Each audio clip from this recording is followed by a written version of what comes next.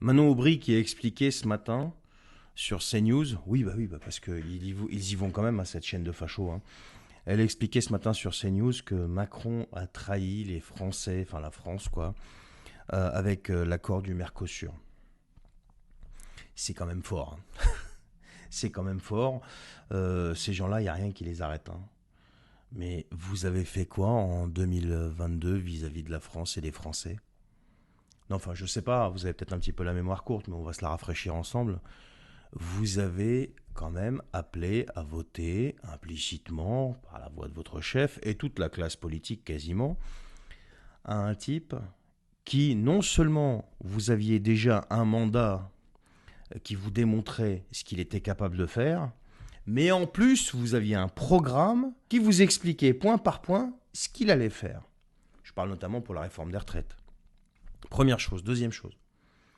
Non mais, vous avez tout validé. Vous avez félicité Madame von der Leyen.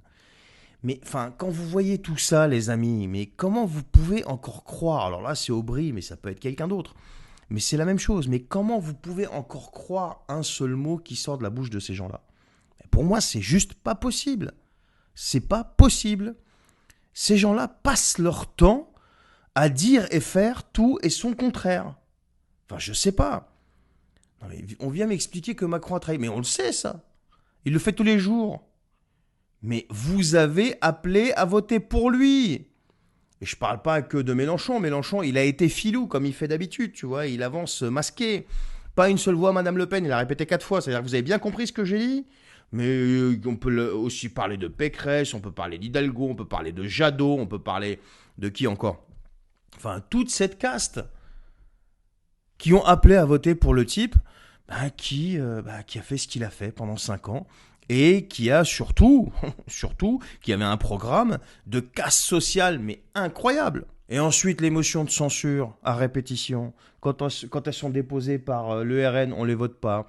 Quand elles sont déposées par LFI, bon, bah, le RN les vote, lui. La motion de destitution, quand elle est déposée par LFI, le RN ne la vote pas parce que on est attaché aux institutions et je ne sais pas quelle autre baliverne.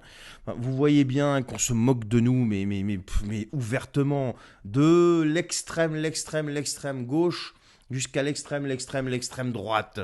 Encore une fois, une extrême droite en France, ça n'existe pas, mais puisqu'ils les appellent comme ça, voilà, on va les appeler comme ça, pour que tout le monde comprenne. Non mais c'est du foutage de gueule, il n'y a pas d'autre mot. Moi quand je vois ça, mais je suis blasé en fait. Moi je suis blasé.